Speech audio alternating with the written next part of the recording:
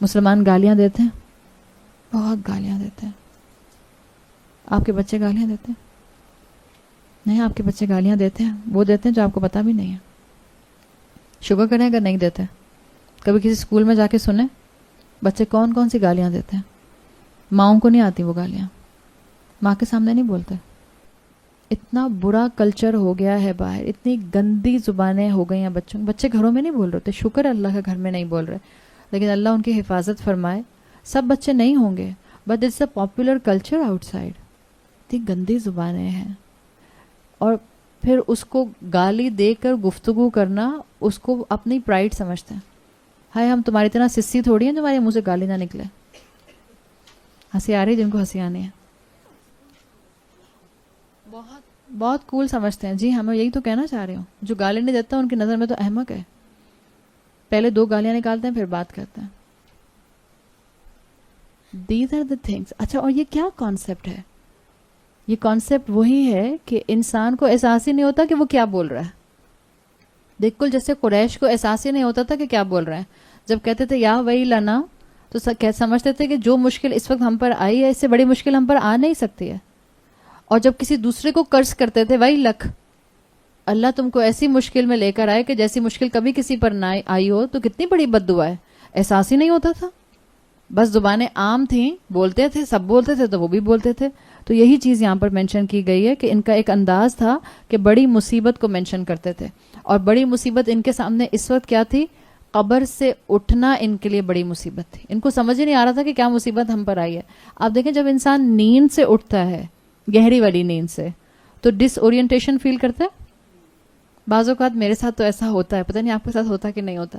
جب میں بہت گہری نیند سو جاؤں اور کبھی صبح آنکھ کھلے، ابھی فجر سے پہلے آنکھ کھلے، تو کچھ فریکشن آف سیکنڈ کے لیے سوچنا پڑتا ہے آج سنڈے ہے کہ سیٹرڈے ہے. آپ کے ساتھ ہوتا ہے؟ میرے ساتھ تو اکثر ہوتا ہے ایسا کہ مجھے یاد ہی نہیں رہتا کہ دن آگے پیچھے ہو گئے. انسان ڈس اورینٹیشن محسوس کرتا ہے جو بہت گہری نیند سے اٹھتا ہے. بعض اوقات آپ الارم بجتا ہے تو آپ سوچتے ہیں الارم فجر کا بج رہا ہے کہ ظہر کا بج رہا ہے. بہت گہری نیند میں ایسا ہوتا ہے نا. یہ ڈس اورینٹیشن ہوتی ہے. اگر آپ احادیث پڑھیں تو آپ کو پتہ چلتا ہے، قرآن کی بھی آیات واضح کرتے ہیں کہ ایک وقت آتا ہے کہ اللہ تعالیٰ جس کو عذاب دینا ہوتا ہے قبر کا، اس کو عذاب دینے کے بعد جو اللہ کی مدت ہے اس کے بعد اللہ اس کو گہری نیند سلا دیتا ہے.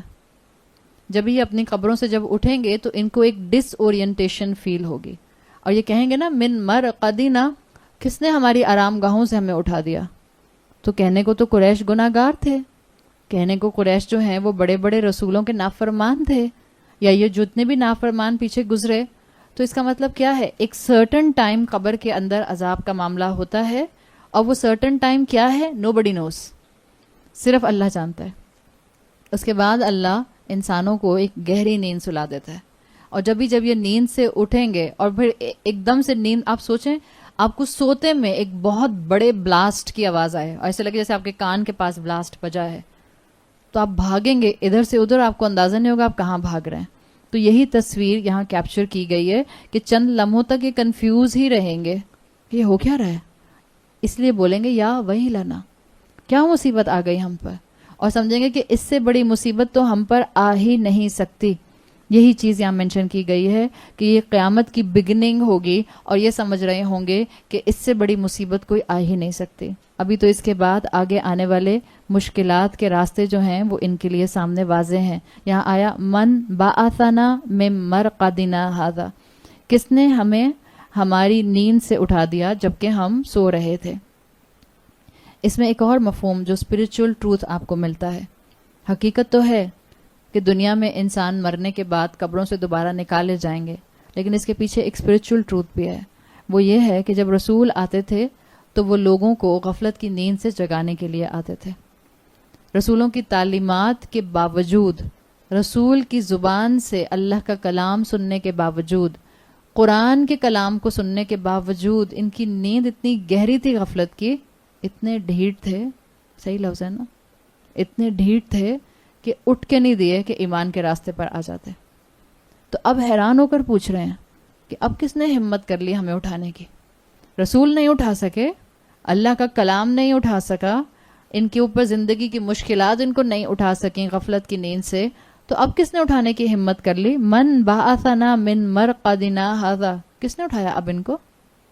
اب کس نے اٹھایا ان کو؟ اللہ تعالیٰ نے اٹھایا. رسولوں کی زبان میں وہ طاقت نہیں تھی تو کیا ہوا؟ اللہ تو اوپر موجود تھا، اللہ نے جو وقت رکھا تھا اس پر تو ان کو جگانا ہی تھا. تو یہ حیرت کا اظہار کر رہے ہیں کہ کون اتنا پاورفل ہے جس نے ہمیں ہماری گہری نیند سے اٹھا دیا، کس نے ہماری ریسٹنگ پلیس سے، آرام گاہوں سے ہمیں اٹھا دیا. اور یہاں دیکھیں صرف یہ جو نیند سے اٹھنے کے بعد آگے ڈسٹرکشن کا منظر ہے، انسان کے نروز کے اوپر یہی بڑا پریشر کریٹ کرنے والا ہوتا ہے.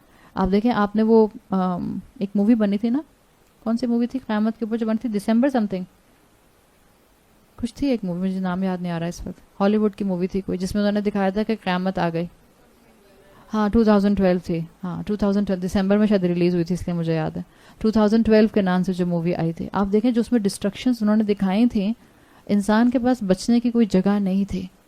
اس سینیریو کے اندر جب کہ آپ کی زمین پھٹ رہی ہو، آسمان سے آگ برس رہی ہو، سامنے سے آپ کے اوپر جو ہیں وہ شیشے اور کانچ اور بلڈنگز اور گاڑیاں اچھل اچھل کے آ رہی ہوں، انسان کے اوپر کیا دہشت طاری ہوگی. اور ابھی اس کے دماغ میں یہ بات ہو کہ یہ دہشت کچھ بھی نہیں ہے، جو دہشت آگے روز محشر کی آنے والی ہے. ابھی روز محشر قائم نہیں ہوا ہے، ابھی تو صرف قیامت کی ہولناکی کے اندر ان کو اٹھا دیا گیا ہے. ساعہ قائم ہو گئی اور اب قیامت کے پہلے سٹیج کے اوپر قبروں سے مردوں کو نکالا جا رہا ہے، اس کے اوپر ان کی دہشت کی یہ حالت ہو رہی ہے. یہاں جو لفظ آیا نا، اصل میں قرآن کے الفاظ میں اتنی گہرائی ہے کہ بعض اوقات آپ دیکھیں شروع میں جب، اب تو خیر الحمدللہ کافی لوگوں کو اندازہ ہو گیا اور کافی لوگ یہ کرنے بھی لگ گئے. شروع میں اگر کوئی کہتا تھا کہ ہم رمضان کے اندر 20 دن میں صرف ایک سورت کریں گے تو لوگ کہتے تھے ہیں ایک سورت؟ آپ کیا بتائیں گی؟ آپ کچھ نہیں بتاتے. کس میں اتنا طاقت اور جرت ہے کہ وہ اللہ کے کلام کے بارے میں خود کچھ بتائے؟ اس کلام میں اتنے خزانے موجود ہیں کہ جن کو آپ اگر کھولنا شروع کرتے ہیں تو آپ کی زندگی ختم ہو سکتی ہے، یہ خزانے ختم نہیں ہو سکتے. آپ صلی اللہ علیہ وسلم کی حدیث کا مفہوم آتا ہے قرآن کے عجائب کبھی ختم نہیں ہوں گے. اینڈ اٹس اے فیکٹ، قرآن کے عجائب کبھی ختم نہیں ہوں گے. عربی زبان میں تقریباً، اگر میں صحیح بتا رہی ہوں تو عربی زبان میں تقریباً 50,000 روٹ ورڈز ہیں. 50,000 روٹ ورڈ جن لوگوں کو معلوم ہے عربی گرامر کا، ہر لفظ روٹ ورڈ سے بنتا ہے. جیسے اگر تعلیم ہے لفظ تو وہ بنا ہے عین لام میم سے، اگر لفظ ہے علم تو وہ بھی بنا ہے عین لام میم سے. تو یہ روٹ ورڈ ہوتے ہیں. عربی زبان میں یہ 3 لیٹر کمبینیشن اور 4 لیٹر کمبینیشن اراؤنڈ 50,000 ہے. قرآن میں تقریباً جو استعمال ہوئے ہیں، میرا جہاں تک خیال ہے، بلکہ 50,000 شاید قرآن میں استعمال ہوئے ہیں. میرا خیال ہے 50,000 قرآن نے استعمال کیے ہیں. جزر جو ہیں، روٹ ورڈ جو ہیں، وہ تو لاکھوں کی تعداد میں ہیں، کئی کمبینیشن ہیں. اور قرآن کی زبان میں جب آپ بعض اوقات ہولناکی کی، قیامت کی، سزاؤں کی آیات پڑھ رہے ہوتے ہیں، جیسے اگر آپ سورہ واقعہ پڑھیں، آپ سورۃ قاف پڑھیں، آپ 29ویں پارے کی صورتیں پڑھیں جس میں عذاب کا ذکر آتا ہے، آپ کے اوپر ایک خوف طاری ہو جاتا ہے. آپ دیکھتے ہیں اکثر قاری جب 29ویں پارے کی تلاوت کرتے ہیں، اگر ان کو مفہوم سمجھ آتا ہے، ان کا رونا بند نہیں ہوتا ہے، اس لیے کہ ان کے اوپر ہیبت طاری ہو جاتی ہے اس منظر کی. قرآن جس طرح سے الفاظ کے اندر امیجری ڈسکرائب کرتا ہے، بہت کم کسی زبان کے اندر یہ کوالٹی ہے کہ وہ پورا سین کریٹ کر دے. اللہ تعالیٰ نے اپنی زبان کے اندر جو الفاظوں کا سلیکشن کیا ہے بہت ہی خوبصورت کیا ہے. آپ کو اندازہ ہوگا تلوار کے لیے کئی الفاظ آتے ہیں، تقریباً 150 مختلف الفاظ تلوار کے لیے آتے ہیں. صبر کے لیے 10 طرح کے مختلف الفاظ عربی زبان میں آتے ہیں. اور 10 طرح کا مطلب یہ نہیں ہے کہ سب ایک دوسرے کا پرفیکٹ سبسٹیٹیوٹ ہے. ہر لفظ، ہر ٹرم صبر کی 10 مختلف صبر کے اقسام، 10 مختلف طرح کے صبر کے اقسام کو ڈپکٹ کرتے ہیں. غصہ 6 طرح کا ہوتا ہے قرآن میں، شکر 12 طرح کا ہوتا ہے قرآن میں، اور یہ قرآن کے اندر آپ کو ساری ٹرمینالوجیز مل جاتی ہیں. اسی طرح سے یہاں ایک لفظ آیا جس کی خوبصورتی میں آپ کو بتانا چاہ رہی ہوں. یہاں لفظ آیا من بعثنا. بعثا کس کو کہتے ہیں؟ بعثا موت کے بعد اٹھنے کو، یا دوسرا میننگ اس کا آتا ہے کسی کو اپوائنٹ کرنا. رسول مبعوث کیے جاتے ہیں تو وہ مفہوم ہوتا ہے کسی کو کوئی ذمہ داری دے کر اپوائنٹ کر دینا. دوسرا مفہوم اس کا آتا ہے موت کے بعد دوبارہ اٹھنے کا. بعث، با عین ثا. ایک اور لفظ آتا ہے اور وہ آتا ہے ایقظ، حمزہ یا قاف ذال. ایقظ آتا ہے بہت لمبی نیند کے بعد اٹھنا. تو نیند کے لیے میں ابھی آپ کے سامنے صرف دو لفظ رکھ رہی ہوں. جیسے ایک اور لفظ نیند کے لیے آتا ہے سورہ فجر کی اذان میں بولتے ہیں. فجر کی اذان میں کون سا لفظ آتا ہے؟ نوم. الصلاۃ خیر من النوم. نیند کے لیے نوم بھی آتا ہے. اب آپ کے سامنے تین الفاظ آ گئے. نیند کے لیے ایک ہے نوم، نارمل آنکھ لگنے کے بعد اٹھنا. ایک ہے ایقظ، لمبی نیند کے بعد اٹھنا. اور ایک ہے بعث، یہ ہے موت کی نیند کے بعد اٹھنا. تین آپ کے سامنے الفاظ آ گئے. اب جو یہاں لفظ آیا ہے وہ کیا آیا ہے؟ من بعثنا، یعنی کس نے ہماری موت کے بعد ہمیں اٹھا دیا. آپ یہی اگر الفاظ دیکھیں نیند کے مختلف، اصحاب کہف کے لیے الفاظ آتے ہیں وَتَحْسَبُهُمْ أَيْقَاظًا وَهُمْ رُقُودٌ. اگر تم ان کو دیکھو تو تم کیا گمان کرو؟ ایقاظًا، کیا کر رہے ہیں؟ وہ گہری نیند سو رہے ہیں. اور پھر آگے آتا ہے وَكَذَلِكَ بَعَثْنَاهُمْ، اسی طرح ہم نے ان کو موت کے بعد اٹھا دیا. تو آپ کہیں ایک طرف تو بتایا کہ وہ لمبی نیند سو رہے ہیں، اور آپ کو معلوم ہے کہ اللہ تعالیٰ نے یہ نہیں کہا تھا کہ وہ مر گئے تھے اور اللہ تعالیٰ نے ان کو دوبارہ اٹھایا تھا. اللہ نے ان کو سلا دیا تھا. اور یہاں تک کہ اللہ تعالیٰ نے ان کے نیچرل سلانے کو، فزیکل سلانے کو اس طرح کیپچر کیا سورہ کہف میں کہ اللہ ان کو کروٹ بھی دلا رہا تھا تاکہ ان کو بیڈ سور نہ ہو جائیں، تاکہ ان کا بلڈ سرکولیشن نہ رک جائے. تو یہاں پر آپ دیکھیں کہ الفاظ کا استعمال انٹرچینجبلی ہوتا ہے. الگ الگ الفاظ جو ہیں وہ استعمال کیے جاتے ہیں. اللہ تعالیٰ نے ہمیں دعا سکھائی ہے صبح اٹھنے کے بعد پڑھنے کی. الحمدللہ الذی احیانا بعدما اماتنا.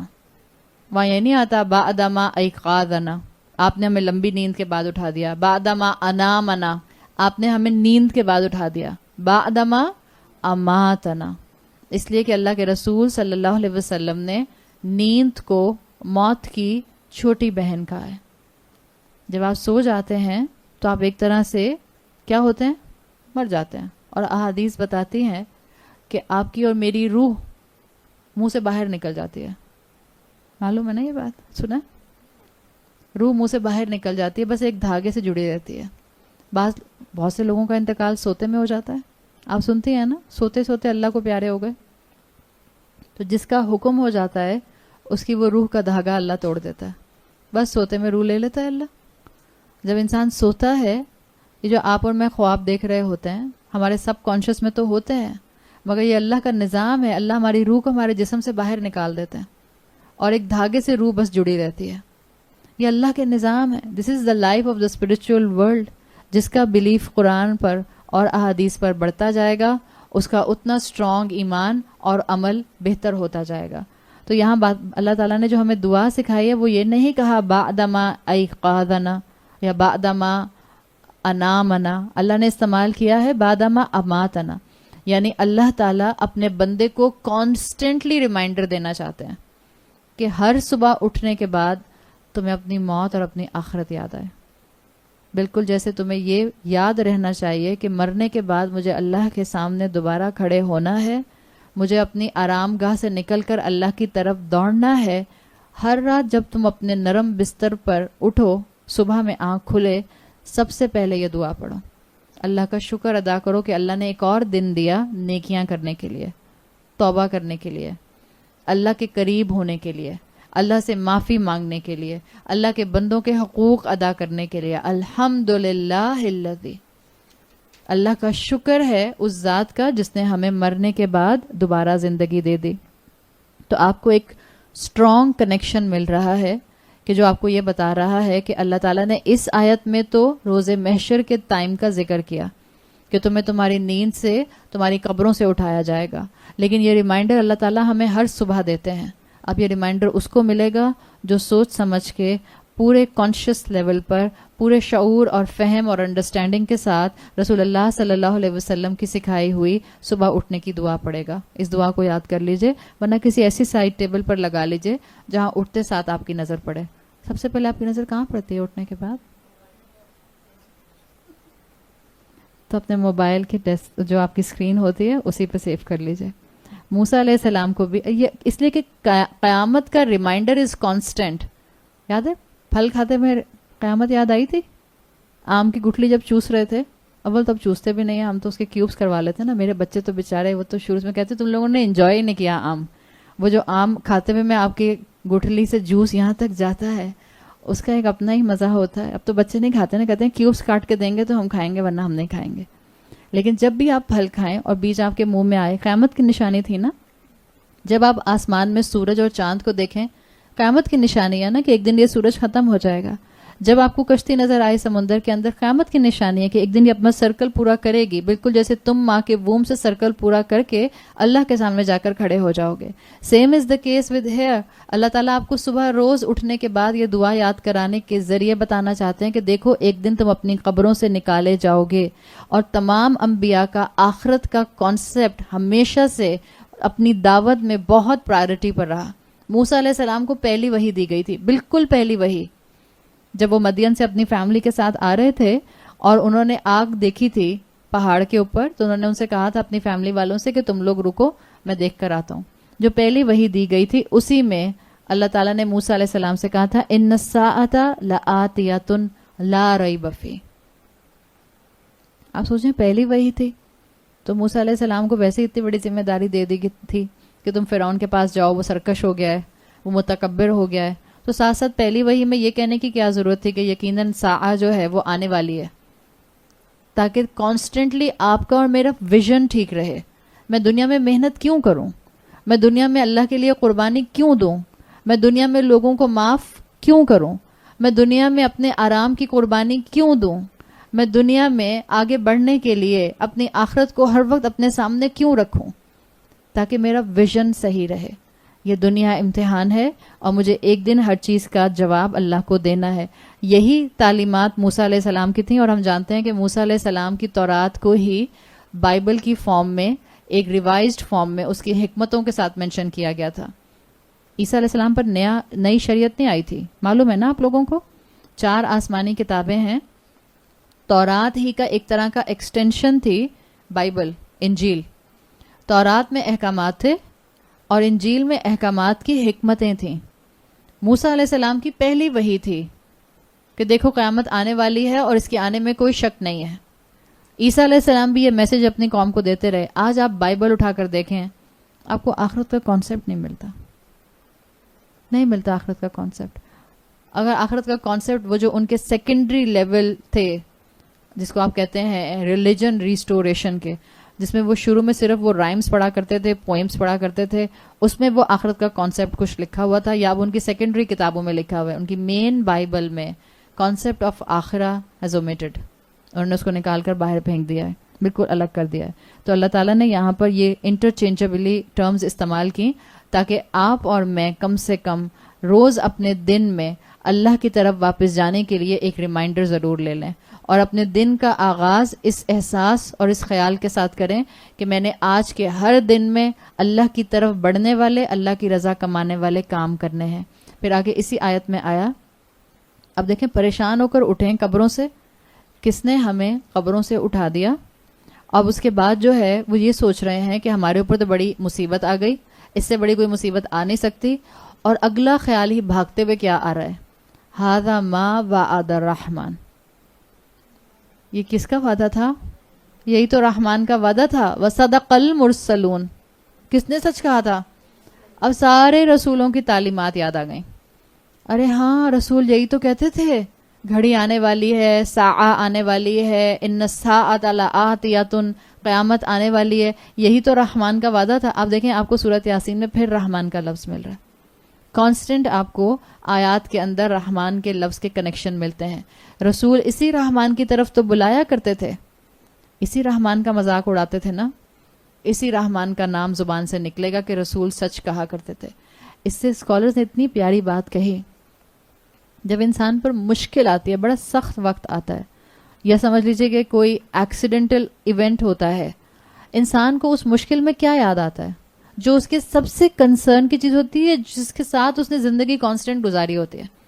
مفسرین کہتے ہیں کہ اس مشکل وقت میں کافر قوم کو मुशरिक कौम को, नाफरमान कौम को रहमान का याद आ जाना, और ये याद आ जाना कि यही वादा तो रसूलों ने किया था, इस बात की दलील है कि रसूल कांस्टेंट इनके ऊपर तबलीग की बम्बार्डमेंट करते रहते थे. ये कांस्टेंट तबलीग सुना करते थे. जब हमारे आसपास आज मुसलमान बेअमल हैं तो सिंपली हमें लोगों को कांस्टेंट तबलीग की जरूरत है. किसका फोन है प्लीज? हमें कांस्टेंट तबलीग की जरूरत है. अगर आज आप और मैं रिमाइंडर्स को भूल जाते हैं, कुरान तो है ही जिक्रा, रिमाइंडर, इसका मतलब यही है कि आपको और मुझे कांस्टेंट रिमाइंडर्स की जरूरत है. अपने आप को कभी भी अंडर एस्टिमेट ना करें कि मैं इतना सुनती हूँ, मुझ पर असर ही नहीं होता, मैं सुनना ही छोड़ दूंगी. ये स्टेज मेरी जिंदगी में कभी ना आए. ना सामने वाले के लिए ये सोचिए कि ये इतना सुनते हैं, इनके ऊपर कोई असर ही नहीं होता, इनको सुनाना ही बेकार है. ना हम ये सोचें दूसरे के लिए, ना हम ये सोचें अपने लिए. ये लोग इतना कांस्टेंट रिमाइंडर सुनते रहते थे. रसूल इतना इनके पास जा जाकर पैगाम पहुंचाया करते थे कि इनको डॉट्स मिलाने आ गए इस मुश्किल वक्त में. ओ ये वही हो रहा है जिसकी बात रसूल करते थे. ओ ये वही हो रहा है जिसका वादा रहमान ने किया था. ये क्या था? इनको अब अल्लाह ताला ने कॉन्शियस किया. और जब इंसान के अंदर ये एहसास आए कि जो मुझे कहा जा रहा था वो तो सही था, मैंने नहीं माना, तो उसका रिग्रेट कई दर्जे ज्यादा बढ़ जाता है. इसीलिए या वही लाना इन पर अप्लाई कर रहा था कि इनको अब वाकई रिग्रेट और एहसास हो रहा है. बेबसी की तस्वीर बनकर ये नजर आ गए और फोर्सफुली अब अल्लाह की तरफ इनको भगाया जा रहा है. आयत नंबर 53, इनकानत इल्ला सैहतन वाहिदा फ़इज़ा हुम जमीउल लदैना मुहदरून. बस एक जोरदार ब्लास्ट होगा और अचानक सब के सब हमारे सामने खड़े होंगे. ये वही मफहूम है जो आयत नंबर 32 में आया था, व इन कुल्लुल लम्मा जमीउन लदैना मुहदरून. हम इन सब को इकट्ठे अपने सामने हाजिर करने वाले हैं. वहां किसकी बात थी? वहां पुरानी कौमों की बात थी. और यहाँ कुरैश की बात है और आने वाले हर इंसान की बात है जो भी कुरान को पढ़ेगा कि एक दिन तुमको अल्लाह के सामने लाया जाएगा. और उसी बात को रिपीट किया गया कि एक बहुत बड़ा ब्लास्ट होगा और तुम्हें अल्लाह के सामने जमा कर दिया जाएगा. ये जो ब्लास्ट है, स्कॉलर्स के मुताबिक यह नफ़ख़तुस सानी की बात है. ये दूसरा ब्लास्ट होगा जिसके बाद रोज़े महशर कायम हो जाएगा. यानी सब ग्रैंड गैदरिंग, पूरी दुनिया से इंसान इकट्ठे होकर अल्लाह के हुजूर खड़े हो जाएंगे, जिसमें अब इंतजार शुरू होगा कि हिसाब शुरू हो जाए. अब सब खड़े हो गए हैं. ये वो सीन है जो क़यामत का अहादीस में बयान किया जाता है, जिसके लिए आता है कि ये दिन इंतजार का किसी के लिए 50,000 साल के बराबर होगा और मोमिनीन के लिए, किसी के लिए ये दिन जो है 2 नमाजों के दरमियान के वक्फे के बराबर होगा. इसी के लिए हमने कल पढ़ा था ना, कैफ़ तत्तक़ून इन कफ़रतुम यौमन यजअलुल विल्दान शीबा. तुम कैसे उस दिन बचोगे जिस दिन वो दिन होगा जो बच्चों को बूढ़ा कर देगा. इतना सख्त हिसाब का वक्त होगा. अभी हिसाब कायम नहीं हुआ, इंतजार में खड़े हैं. इंतजार करना कितना मुश्किल होता है. बाज लोग अहादीस में आता है कि अपने ही गुनाहों के पसीने के अंदर डूब रहे होंगे. किसी का पसीना उनके पांव तक होगा, किसी का घुटनों तक होगा, किसी का उनकी नाक तक आ रहा होगा और वो उसमें डूब रहे होंगे. सख्त वक्त होगा. सूरज की गर्मी होगी, एक दूसरे के साथ चिपक के खड़े होंगे. आप सोचें पूरी ह्यूमैनिटी इकट्ठी होगी. It's a grand gathering. और फिर जो आगे रिग्रेट की फीलिंग्स होंगी वो अलग होंगी. तो बता दिया कि अपनी कब्रों से निकल कर भागेंगे एक बड़े एक्सप्लोजन के बाद, और फिर इन तमाम क्रिमिनल्स को अल्लाह के सामने हाजिर कर दिया जाएगा. मुहदरून, मुहदर से है, मुहदरून से कहा जाता है हाजिर करना किसी को. जैसे आप कहती हैं ना कि कौन हाजिर है, यानी अब अपने आप को आप प्रेजेंट कीजिए कि आप हाजिर हैं. मुहदरून ये हाजिर किए जाएंगे. अपना अपना केस अब इनका अल्लाह के सामने प्रेजेंट होने की बारी आ रही है. वो जो रसूलों का मजाक उड़ाते थे, वो जो रसूलों की तालीमात को बिलिटल करते थे, वो जो रसूलों को थ्रेटन करते थे, वो जिन्होंने अर्रहमान की तालीमात को कांस्टेंट इग्नोर किया, अब उसी अर्रहमान के सामने मुजरिम बनकर खड़े हुए होंगे. आयत नंबर 54, फलयौमा, तो आज के दिन, ला तुज़लमु नफ्सुन शैआ, کسی نفس پر کوئی زیادتی کوئی ظلم نہیں ہوگا. ولا تجزون الا ما کنتم تعملون، اور ان کو نہیں دیا جائے گا کوئی بدلہ مگر صرف وہی جو کہ وہ عمل کرتے رہتے تھے. کنتم تعملون کا امپیکٹ یہ آ رہا ہے کسی کام کا ماضی میں کانسٹنٹلی ہوتے رہنا، جس کو آپ کہتی ہیں پاسٹ کنٹینیوس ٹینس. کنتم تعملون، کانسٹنٹلی اللہ کے نافرمان تھے، کانسٹنٹلی رحمان کو ایک طرف کر کے دنیا پرستی کی طرف کھنچ جاتے تھے. لا تظلم نفس شیئا کے دو معنی کیے گئے ہیں. ایک یہ کہ وہ جو دنیا میں رسولوں پر اور مومنین پر ظلم کرتے تھے، آج ان کے اوپر ظلم کرنے کے دروازے بند ہو گئے. ایک اس کا مفہوم مفسرین نے یہ بھی کیا ہے، فَالْيَوْمَ لَا تُظْلَمُ نَفْسٌ شَيْئًا، آج یہ کسی پر ظلم نہیں کر سکیں گے. دنیا میں انہوں نے صحابہ کا مثال کے طور پر مذاق بنایا، ان کو شہید کیا. دنیا میں انہوں نے مومنین کو شہید کیا. دنیا میں انہوں نے مومنین کے ساتھ کیا کچھ نہیں کیا. آپ نے وہ کہانی سنی ہوگی جو سورہ بروج کے ٹیکسٹ میں آتی ہے، سورہ بروج کے بیک گراؤنڈ میں جو کہانی ہے نوجوان کی، سنیے آپ میں سے جن لوگوں نے سنی ہوگی، اصحاب الاخدود کی کہانی. اس میں کیا تھا، ایک ینگ بچہ تھا بالکل، اور وہ ینگ بچہ اس کے ساتھ کس طرح سے بادشاہ نے اس کو، اب کہانی سنانے کا ٹائم نہیں ہے، اگین کہانی سننی ہے تو کہاں ہے، میں نے بتا دیا کہانی بہت لمبی ہے، سیدھی سی بات ہے. لیکن وہ ینگ بچہ تھا، ٹین ایج لڑکا، جس کو بادشاہ نے رکھا تھا. اصل میں میجر یہ تھا کہ ایک ظالم بادشاہ تھا جو اپنے علاقے کے اوپر ایک طرح کی حکمرانی کرتا تھا اور خود لوگوں سے اپنے آپ کو خدا کہلواتا تھا. اس نے ایک جادوگر رکھا ہوا تھا اور وہ جادوگر کی بیسس کے اوپر لوگوں کے کام کروا دیتا تھا اور پھر کہتا تھا دیکھو میرے ہاتھ میں کتنی پاور ہے. تو جب جادوگر بوڑھا ہوا تو اس نے کہا کہ اب جادوگر کو چاہیے کہ اپنا کوئی شاگرد میرے پاس چھوڑ کے جائے، یہ تو مر جائے گا، میری کنگڈم چلی جائے گی. تو اس نے محلے میں سے، علاقے میں سے ایک بچے کو سلیکٹ کیا جو سب سے سمجھدار بچہ تھا. اس بچے کو اس جادوگر کے انڈر گارڈین شپ میں دیا گیا کہ تم اپنی ساری جتنی بھی جادو کی ٹرکس ہیں وہ اس کو سکھاؤ گے تاکہ یہ میرا سیکنڈ ہینڈ بن جائے گا. اللہ نے ذریعہ بنایا اور اس بچے کو ایمان کی طاقت مل گئی. ایمان کی طاقت بھی مل گئی اور اس بچے کے کمبینیشن کہانی میں احادیث میں یہ آتا ہے کہ ایک طرف وہ جادوگر سے روز صبح سے لے کے شام تک جادو سیکھتا تھا اور واپسی پہ گھر جاتے ہوئے ایک راہب کے پاس جا کر دین کی تعلیمات لیتا تھا. سو دا کمبینیشن آف بوتھ اس کے پاس آ رہا تھا. اور پھر ہوتے ہوتے ہوا یہ کہ اللہ تعالیٰ نے اس کو دین کا علم بھی دے دیا اور اس کے پاس جادو کی تعلیم بھی آ گئی. اس کے پاس کوئی وزیر آیا جو کہ شروع سے بورن بلائنڈ تھا. اس نے کہا کہ تم نے سنا ہے بڑا جادو سیکھ لیا ہے تو ذرا میری آنکھیں ٹھیک کر دو. اور اس نے پھر جو کلمہ پڑھا، اس نے کلمہ یہ پڑھا کہ اپنے رب کے اذن سے، جس رب کے پاس ساری طاقت ہے، میں دعا کرتا ہوں کہ تمہاری آنکھیں ٹھیک ہو جائیں. اس کی آنکھیں ٹھیک ہو گئیں اور یہ واپس گیا منسٹر، اس نے بادشاہ کو بتایا. بادشاہ نے کہا جادو تو کوئی بھی نہیں پڑھا. اس نے تو کہا رب کے اذن سے. رب تو تم نہیں ہو. وہ اپنے آپ کو رب کہا کرتا تھا. اس کے اوپر پھر بادشاہ کی اور اس لڑکے کی ٹسل شروع ہوتی ہے اور پھر بادشاہ پوری کوشش کرتا ہے کئی طریقوں سے اس بچے کو قتل کروانے کی. 3 اٹیمپٹس کرتا ہے اپنی آدھی فوج بھیج کے کہ اس بچے کو پہاڑ سے گرا دے. فوج پہاڑ سے بچے کو گرا نہیں پاتی. بچے کو کشتی میں سمندر کے بیچ میں لے جا کے ڈبو دے. کشتی جو ہے وہ ٹوٹ جاتی ہے، بچہ ووڈن پلانک پہ بیٹھا رہ جاتا ہے، اس لیے کہ وہ ہر دفعہ یہ کہتا تھا کہ میرا اللہ مجھے بتائے گا. وہ جو آپ صلی اللہ علیہ وسلم کی دعا آتی ہے، اللہم اکفینیہم بما شئت، اللہ آپ میرے لیے کافی ہو جائیں جیسا آپ چاہتے ہیں. رسول اللہ صلی اللہ علیہ وسلم کے الفاظ آتے ہیں کہ یہ دعا اصل میں اس بچے کی تھی. ہر دفعہ جب بادشاہ کی آرمی اس کو مرڈر کرنے کے لیے لے کر جاتی تھی تو ہر دفعہ بچہ یہ دعا پڑھتا تھا اور اللہ اس کے لیے کافی ہو جاتا تھا. آخر میں بادشاہ نے پوری قوم کو اکٹھا کیا، اس لیے کہ قوم امپریس ہو گئی تھی بچے سے اور اب قریب تھا کہ قوم ایمان لے کر آ جائے گی. بادشاہ نے بچے کے لیے پوری قوم کو اکٹھا کیا اور اس بچے کو ایک بڑے سے تختے کے اوپر باندھ دیا، یا بعض روایات میں آتا ہے کہ اس کو کھجور کے تنے سے باندھ دیا اور پھر اس سے کہا کہ اب میں اس کو ماروں گا. بچے نے کہا سارے کراؤڈ کے سامنے تم مجھے نہیں مار سکتے جب تک کہ تم یہ نہ کہو کہ اس بچے کے رب کی قسم جس نے اس کو زندگی اور موت دی، اگر میں اس کو ماروں گا تو اس کو موت آ جائے. وہ بادشاہ یہ کہتا ہے اور یہ کہہ کے اپنا بوئنگ ایرو چھوڑتا ہے اور اس کے بعد اس کا تیر بچے کے سامنے ماتھے میں جا کے لگ جاتا ہے.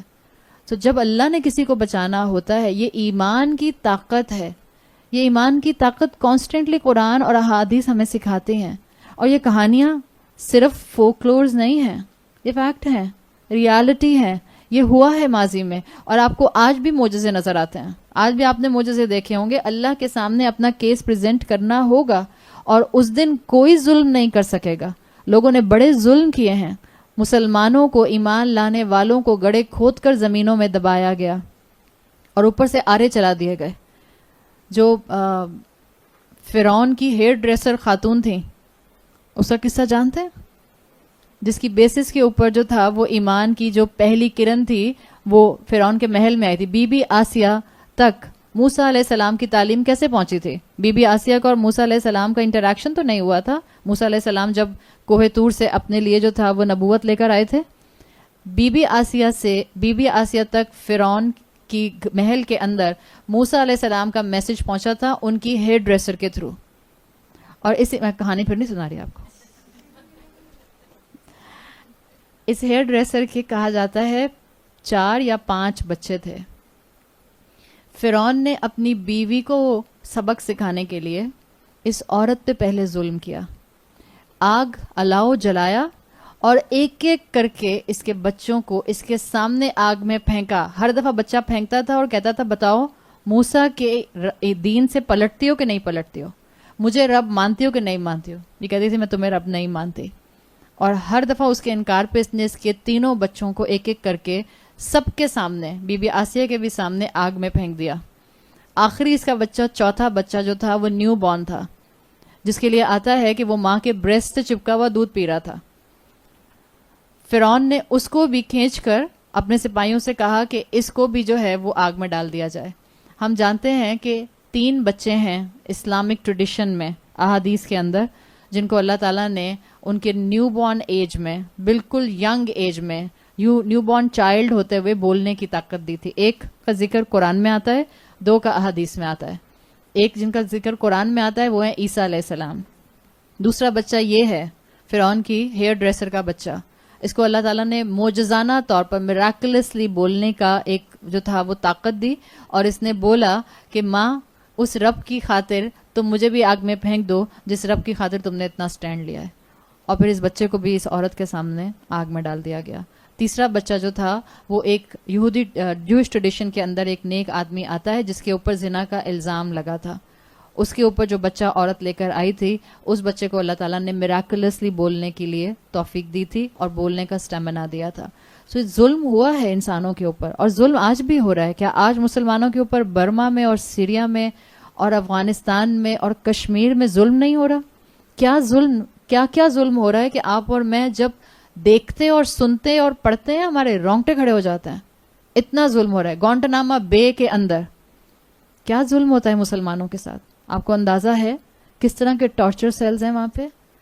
بالکل نیکڈ کر کے ان کو کانٹوں دار تاروں کے اندر لپیٹ دیا جاتا ہے, اور پھر ان کے اوپر جو ہیں وہ کتے چھوڑ دیے جاتے ہیں. اسی کانٹوں دار تاروں کے اندر وہ لپٹے ہوئے اپنے جسم کو ڈریگ کر کے, کرال کر کے ان کتوں سے بچانے کی کوشش کرتے ہیں. پورا جسم ان کا خون سے بھر جاتا ہے. اور اس طرح کے کئی ٹارچرز موجود ہیں آج بھی. میجورٹی مسلمان ہیں ان کانسنٹریشن کیمپس کے اندر, میجورٹی مسلمان ہیں. اللہ نے کہا وہ دن ہوگا فَالْيَوْمَ لَا تَظْلَمُ نَفْسٌ شیئا, جس دن ظالم مومنین کے اوپر کوئی ظلم نہیں کر سکیں گے. انشاءاللہ دوسرا مفہوم اس کا میں آپ کو کل بتاؤں گی. اللہ تعالیٰ آپ کو اور مجھے اس کلام کو ایبزارب کرنے والا اور اس کلام کو لے کر معاشرے میں نکلنے والا بنائے. اللہ ہمیں اپنے خاندانوں میں دین پر عمل کرنے والا پہلا بارش کا قطرہ بنا دے. اللہ ہمارے خاندانوں میں ہمیں دین میں ہمارا ساتھ دینے والے ساتھی عطا فرمائے. اللہ ہمارے اسپاؤسز کو اور ہماری اولادوں کو, ہمارے والدین اور ہمارے بہن بھائیوں کو ہمارا سب سے بڑا سپورٹر بنا دے. اللہ ہم مسلمان عورتوں کو اس دین کی طاقت, اس دین کا اصل ایسنس اور اس دین کے اندر سنتوں کو ریوائیو کرنے کا ذریعہ بنا دے. بارک اللہ لی ولکم فی القرآن الحکیم ونفعنی وإیاکم بآیاتی وذکر الحکیم. سبحانک اللہم وبحمدک نشہد ان لا الہ الا انت نستغفرک ونتوب الیک. جزاک اللہ خیرا. السلام علیکم ورحمۃ اللہ وبرکاتہ.